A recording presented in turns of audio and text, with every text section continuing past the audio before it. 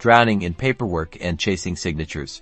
Let's ditch the paper and show you how to get documents signed in person using DocuSign. This video focuses on DocuSign Ink or similar features. First, open your DocuSign account on a tablet or computer. Select the document you need signed. You can upload it directly from your device or choose one already stored in DocuSign. Next, in the recipient field, enter your own email address. This is crucial because you will act as the facilitator for the in-person signing. Now, drag and drop the necessary signature, initial, date, and other relevant fields onto the document where the signer needs to complete them. Look for an in-person sign option. This could be in your advanced options. Place that where the signer's name should go.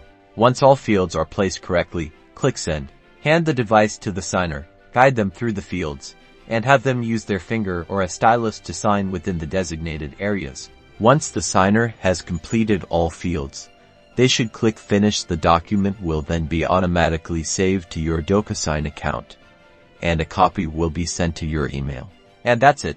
You've successfully collected an in-person signature using DocuSign. No more printing, scanning, or chasing down signatures.